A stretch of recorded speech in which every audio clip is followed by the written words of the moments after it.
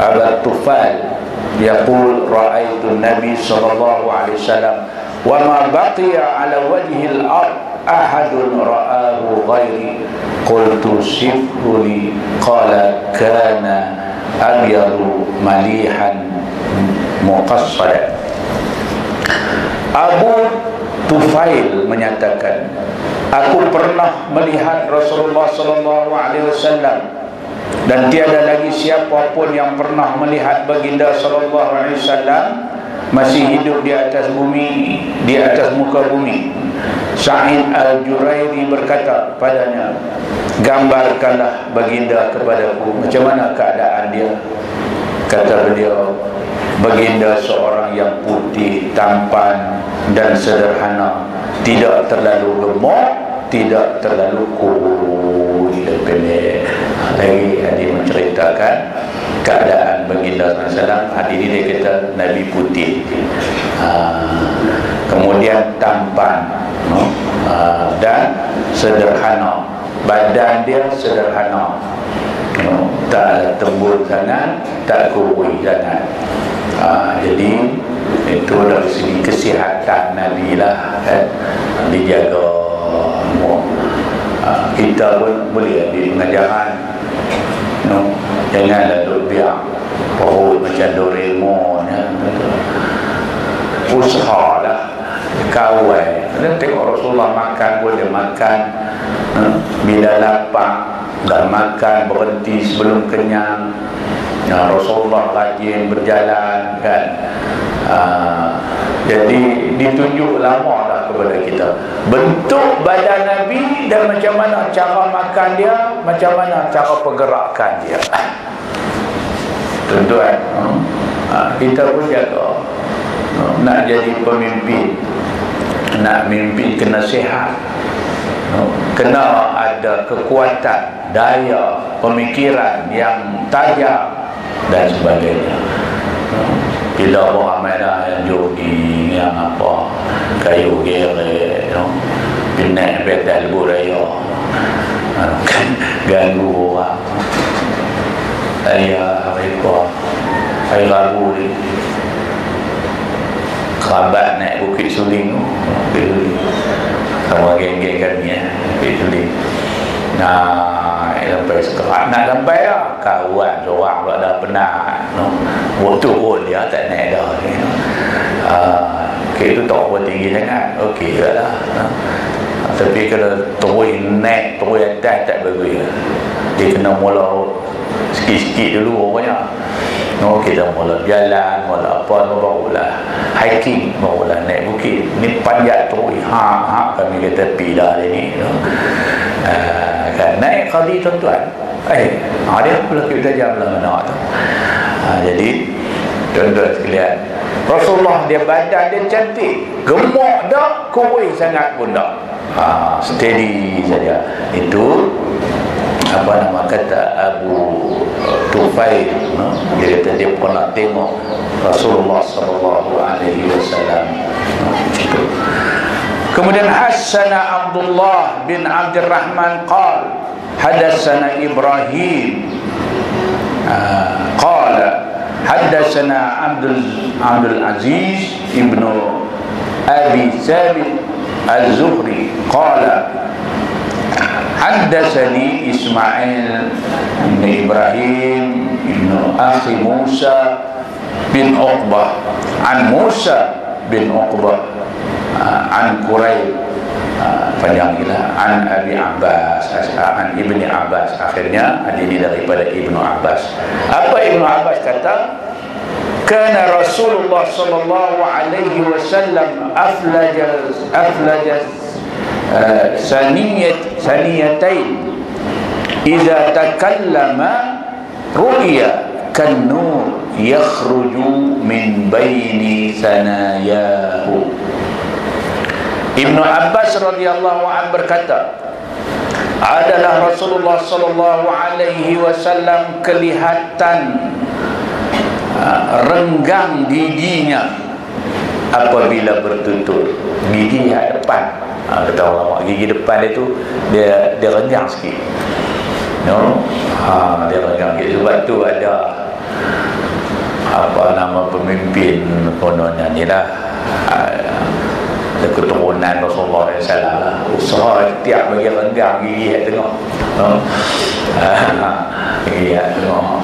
Mak kata ni ada keturunan Rasulullah SAW, benda ni bukan boleh buat-buat, Tuhan bagi.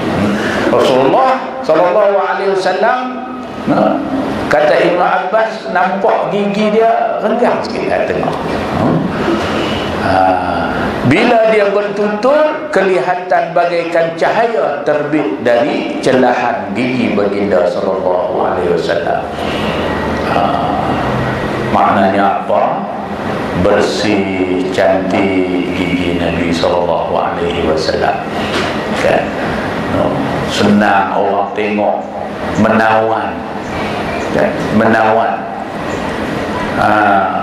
Lebih lagi nak berdakwah, orang tengok Nabi cantik, bersih, kan, jaga kebersihan gigi dia, maka dia orang seronok. Ada juga orang cakap dengan dia orang duduk lah hijau, dah lah tak elok, bau pun boleh tahan.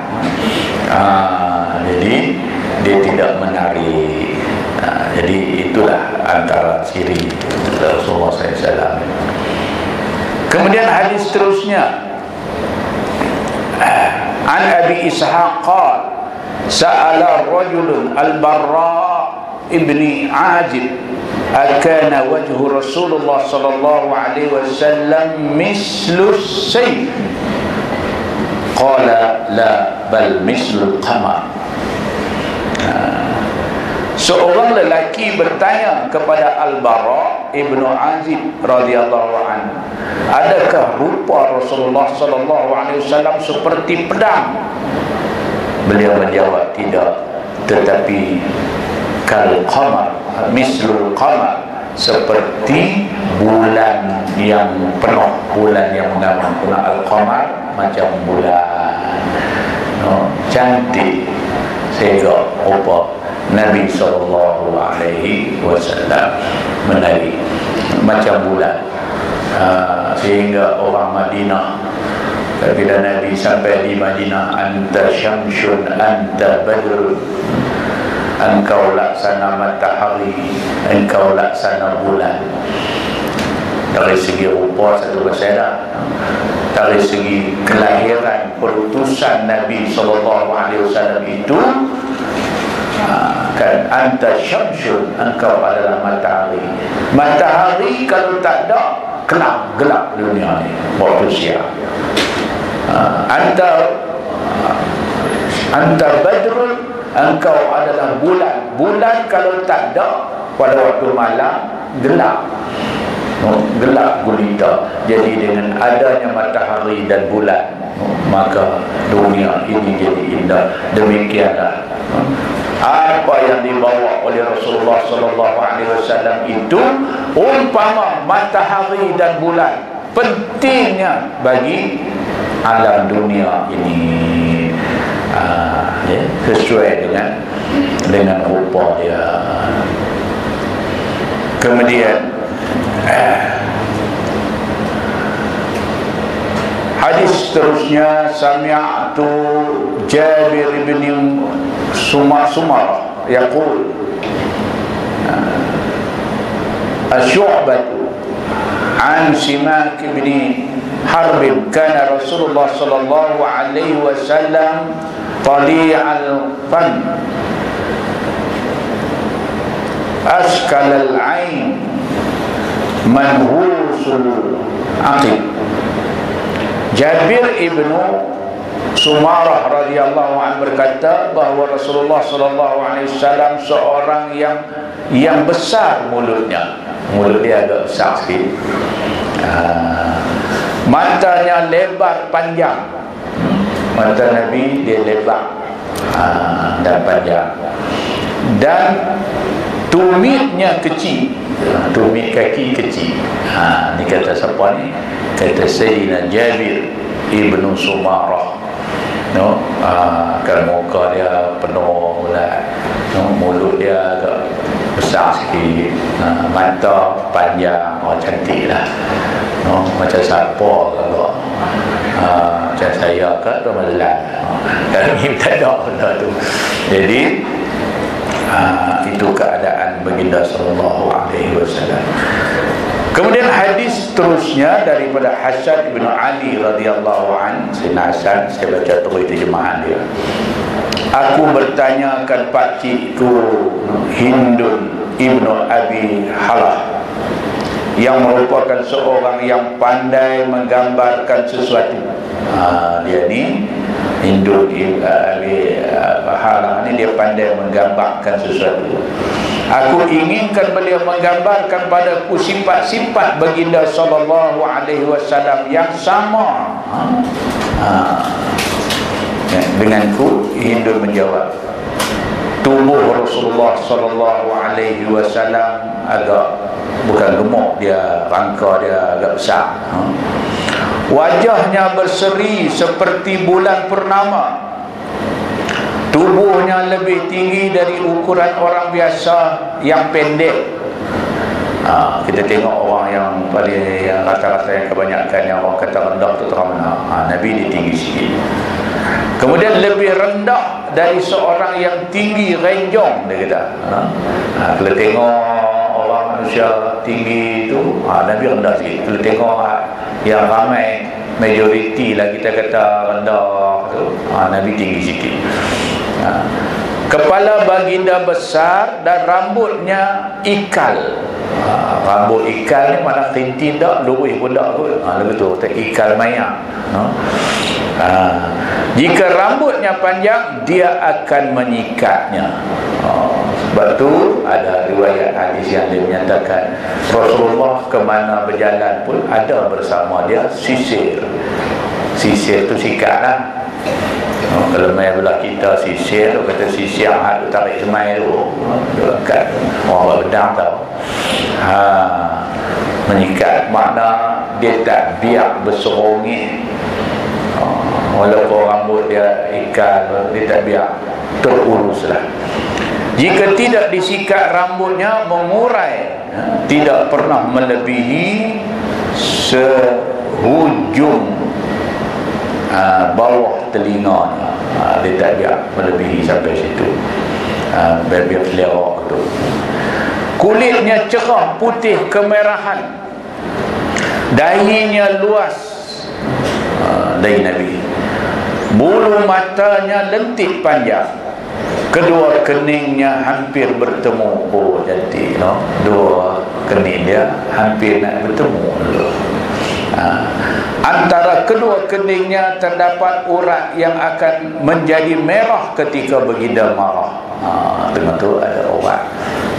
Rasulullah agak marah, dia nampak kemerahan. Hidungnya mancung bercahaya. Sesiapa yang tidak memerhati dengan teliti akan mengatakan ia bengkok. Hidung tu terlampau mancung tu. Kalau tak tengok teliti nampak macam hidung dia bengkok. Nak abang kata mancungnya, mancungnya hidung Nabi SAW.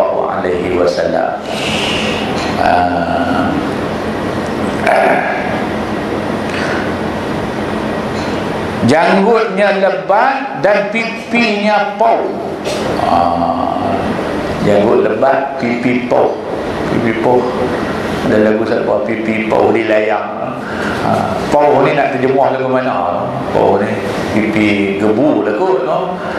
Kalau tak tahulah.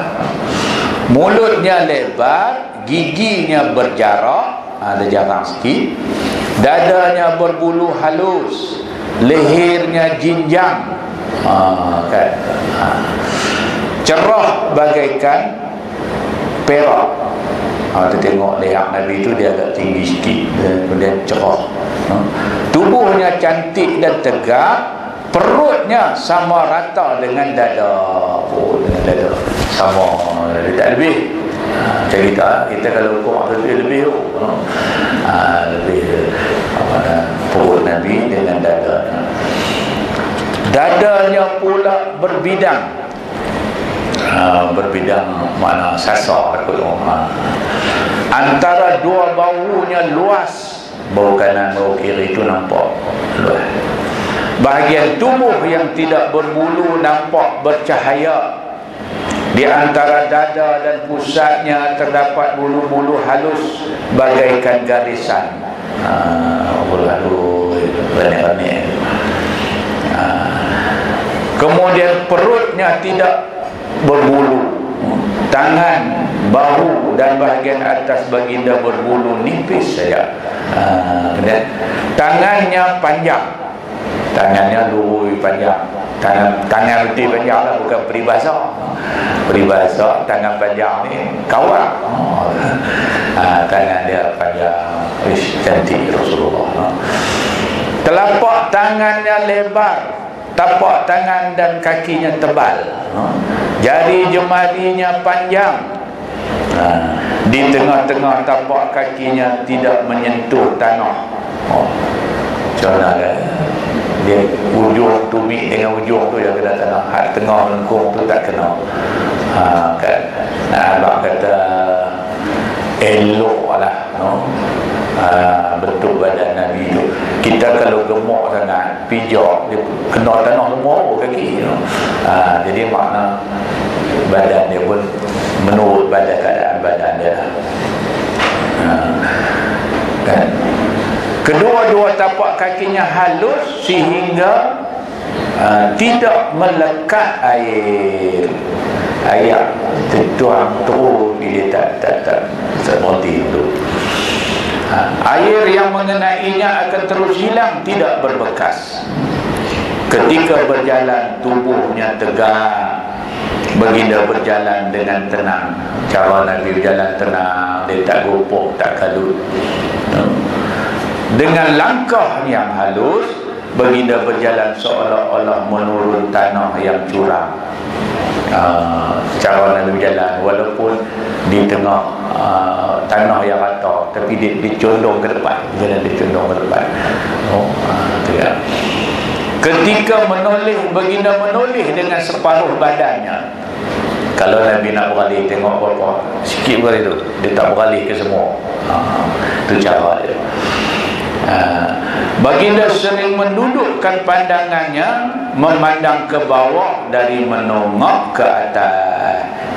Cara jalan dia macam nak kata macam bongkok ke depan sikit, kemudian dia jalan, dia tengok bawah, dia tak tengok atas. Bahaya tengok atas.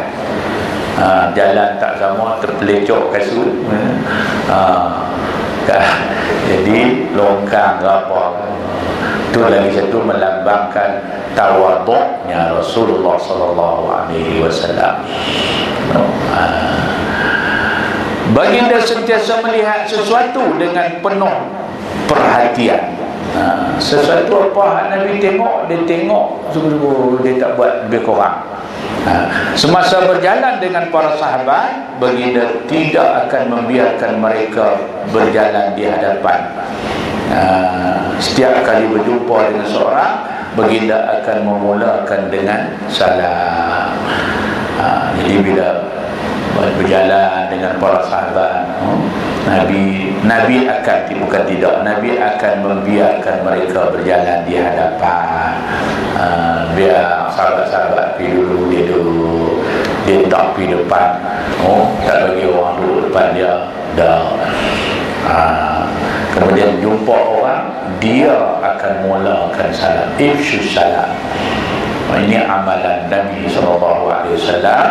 Sehingga ada diriwayatkan seorang sahabat duk cari jalan nak bagi, macam mana nak bagi salam kat Nabi.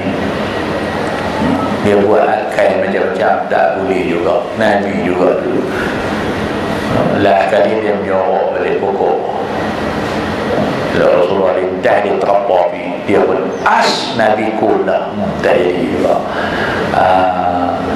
Walaupun seorang yang besar, yang hebat pangkat di sisi Allah Ta'ala, dia tengok tawaduknya, jalan tunduk.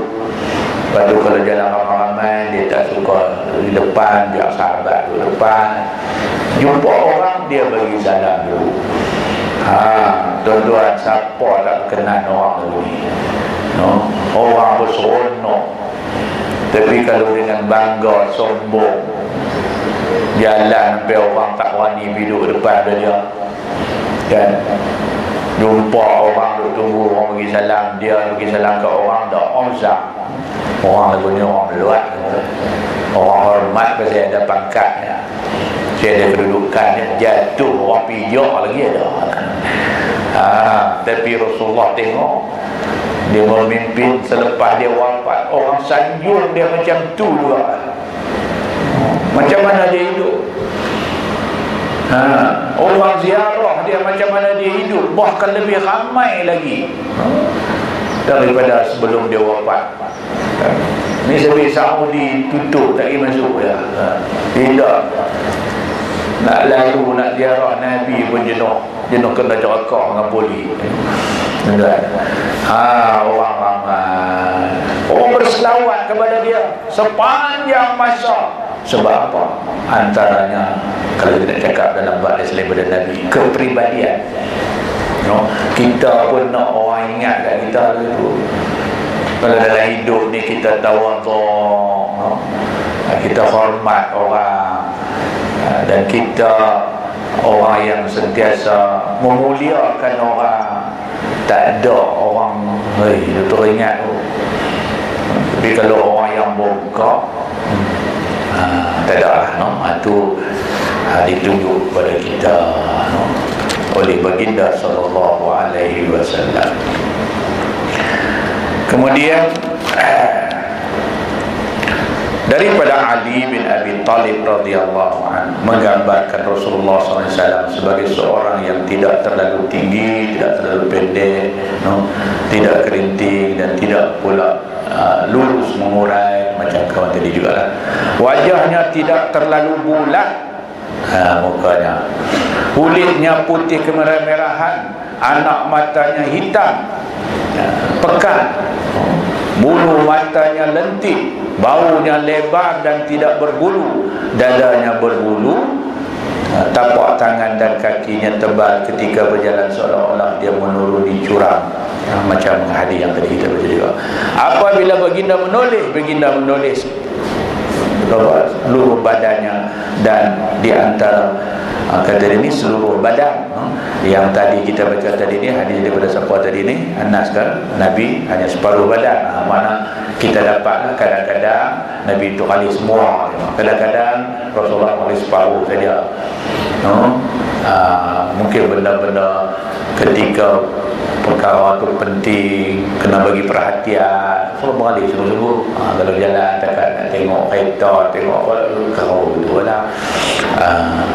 Di antara dua baunya terdapat tanda kenabian, khatamun nubuwah. Ada tanda di antara dua bau di belakang, tengah-tengah tu ada khatam nubuwah yang dicop ketika Isra dan Mi'raj, kan, telah Nabi kebedahan dicop, boleh tengok, dan sahabat nampak. Nanti depan kita tengok.